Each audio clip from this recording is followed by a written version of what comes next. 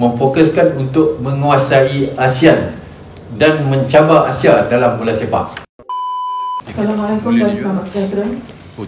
Bagi pihak FAM, terima kasih diucapkan kepada rakan-rakan media yang telah meluangkan masa untuk menghadiri sidang media selepas mesyuarat jawatankuasa eksekutif FAM yang ke-9 hari ini.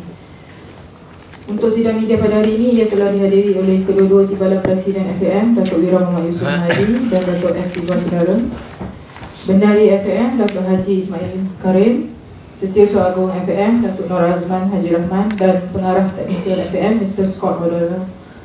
Tanpa melengahkan masa lagi, saya serahkan sidang media ini kepada Datuk Wira Muhammad Yusof untuk membantahkan rumusan mesyuarat sebentar tadi.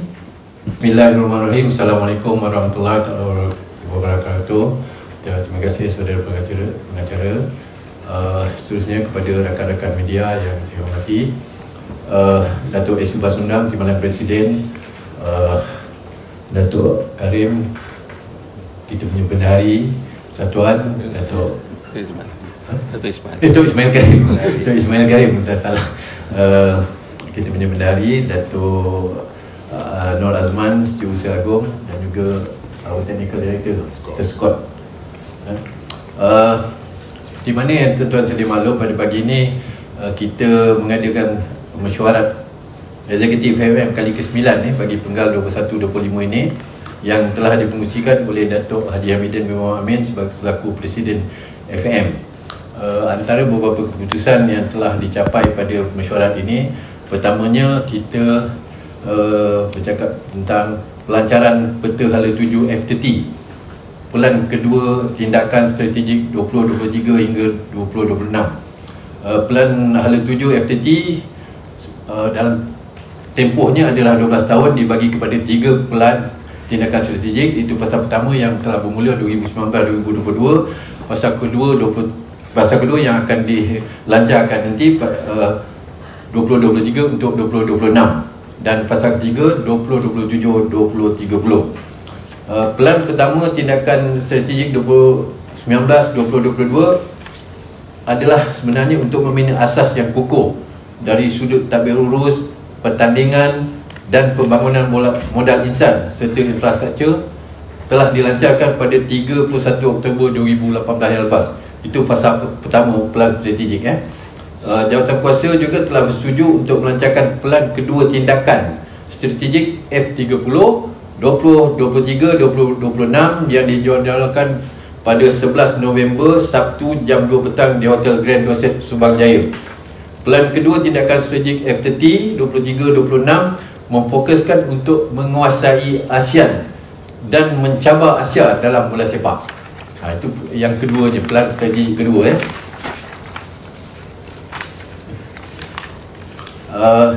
Selain daripada itu, kita juga telah bersetuju pelan strategik dah habis tadi. Sekarang ni kita beralih kepada pertandingan Piala Presiden dan Piala Belia 2024.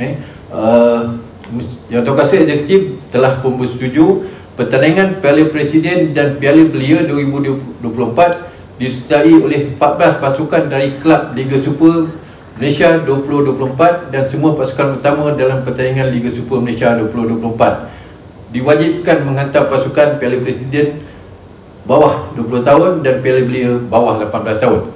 Sebab kalau tahun lepas kita tak semua tim yang hantar, tapi tahun ini kita mewajibkan semua tim yang main Liga Super menghantar pasukan Piala Presiden dan juga Piala Belia. Pertandingan Piala Presiden 2024 dijadualkan akan bermula pada Februari hingga Ogos 2024, manakala Piala Belia 2024 akan dimulakan bulan April hingga September 2024, disebabkan bertembung dengan kalender perpisahan sijil Peraja Malaysia. Itu yang untuk Piala Belia tu kita lewatkan sikit kerana pertembungan kalender SPM. Banyak pelajar ni mengambil perpisahan SPM. Untuk Malaysia Premier Futsal League 2024 kategori lelaki, Jawatankuasa telah bersetuju bagi penganjuran Malaysia Premier Futsal League 2024 kategori lelaki mengikut division seperti berikut. Untuk tahun ini kita bagi 2 division. Sebab sebelum ini kita ada 14 tim bermain dalam Liga NPFL, tapi untuk tahun ini kita jadikan dia 2 division. Division pertama hanya pasukan 10 yang terbaik pada tahun ini akan bermain dalam First Division, yang bermula sama ada Januari atau Februari 2024 hingga Ogos 2024. Liga secara 2 pusingan, home and away.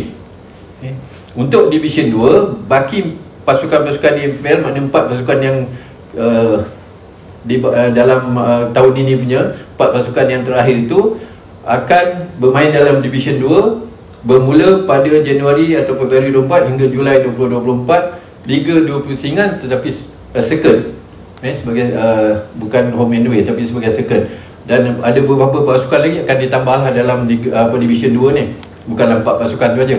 Jadi ada beberapa pasukan baru yang akan masuk dalam Division 2. Untuk Liga Wanita Nasional 2024, Jawatankuasa Eksekutif setuju Liga Wanita Nasional 2024 dijadualkan bermula pada April 2024. Format pertandingan akan diperincikan kemudian. Masih belum ada ketetapan untuk Liga Wanita lagi. Selain daripada itu, kita balik untuk waktu yang terdekat ini. Seperti mana yang kita sedia maklum, pertandingan antara pasukan negara berhadapan dengan Republik Kyrgyzstan. Jawatankuasa Eksekutif bersetuju dengan penetapan harga tiket oleh Jawatankuasa Tiket dan Stadium FAM bagi perlawanan kumpulan D pusingan 2 kelayakan Piala Dunia 2026, Piala Asia 2027. Malaysia lawan Republik Kyrgyz di Stadium Nasional Bukit Jalil pada Khamis 16 November 2023 jam 9 malam. Harga tiket yang ditetapkan bagi pertandingan tersebut ialah RM40 dewasa dan RM5 kanak-kanak 6 hingga 12 tahun bagi kategori terbuka. RM40 tu bagi kategori terbuka, RM60 bagi kategori grandstand dan RM80 bagi kategori premium. Penetapan harga-harga tiket tersebut telah diputuskan oleh Jawatankuasa Tiket dan Stadium FAM selepas mengambil kira pelbagai faktor termasuk peningkatan semasa kos-kos berkaitan, iaitu melibatkan kos pengurusan dan pengajuran perlawanan. Selain itu, penempatan harga RM40 bagi kategori terbuka adalah berdasarkan taraf perlawanan ini, iaitu perlawanan kelayakan Piala Dunia dan Piala Asia, yang pastinya berbeza dengan tiket perlawanan antarabangsa Tier 1, iaitu RM30 bagi kategori terbuka. Dia punya makna perlawanan, standard perlawanan tu tinggilah sikit daripada Tier 1. Ini perlawanan yang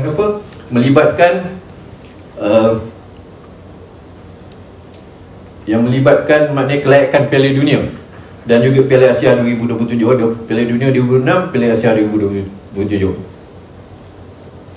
Walau bagaimanapun, kita telah juga bersetuju RM1 daripada kutipan tiket ini akan disumbangkan kepada tabung kempen Selamatkan Harimau Melaya. Bukan pasukan Harimau Melaya, Selamatkan Harimau Melaya. RM1 kita akan allocatekan untuk Harimau Melaya, kempen Selamatkan Harimau Melaya. Dan yang keduanya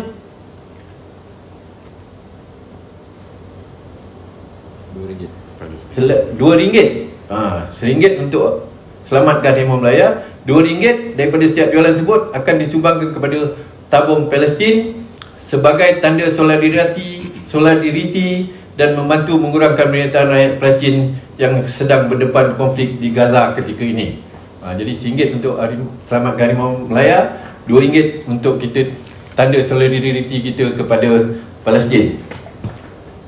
Penjualan tiket bagi perlawanan menentang Republik Kyrgyz ini adalah sepenuhnya secara dalam talian bermula daripada 7 hari bulan November besok. Besok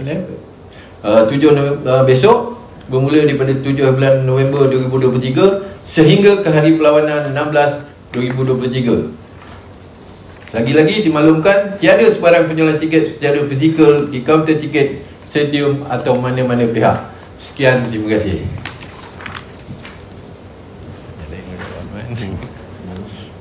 Soalan?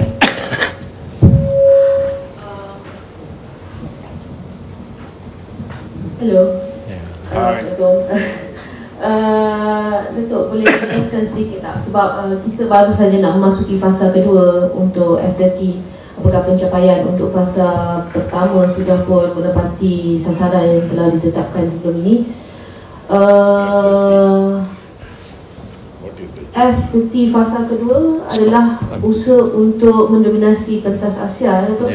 So, adakah kita berada dalam hala tuju yang tepatlah ketika ini? Okey, Fina, tentang pelancaran fasa kedua. Okey, kita pun ada jemput semua media kan, semua media untuk pelancaran F30. Itu bukan untuk nak cover tau, kita memang jemput semua media untuk hadir. Cover lah, cover satu part lagi, tapi memang kita jemput semua. Untuk soalan daripada Fina tu, saya rasa kita tunggu pada hari Sabtu ni, 11 hari bulan, dan kat situ akan nampak penerangan yang sejelas-jelasnya dalam yang kita ni tentang pencapaian pada fasa pertama dan perancangan pada fasa yang kedua. Jadi kalau saya cerita sekarang dah tak ada dia punya ni. Tapi kalau tunggu Sabtu ni, kalau kita katakan sekarang nanti Fina tak datang. Kalau boleh datang pada Sabtu. Memang kita jemput pada semua. Baik. Assalamualaikum. Saya nak tanya berkenaan dengan LWN.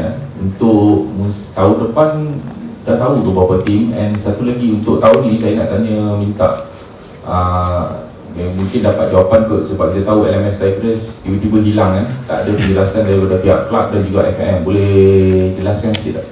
Okey, pada Liga Wanita Nasional memang tahun ni 6 tim. Pada tahun hadapan memang kita mensasarkan minimum pun 8 ke 10 tim. Untuk menarikkan diri LMS tu, kita dah jelaskan dalam kita punya saya rasa dalam Facebook kita. Kita jelaskan kenapa, tapi kita tak jelaskan kenapa, pasal itu isu dalaman kelab. Itu yang kita dah jelaskan tentang mata apa semua tu, dan kita telah berakhir. Kita akan memfokuskan pada tahun hadapan. Sasaran kita 8 ke 10 tim pada tahun hadapan bagi Liga Wanita Nasional.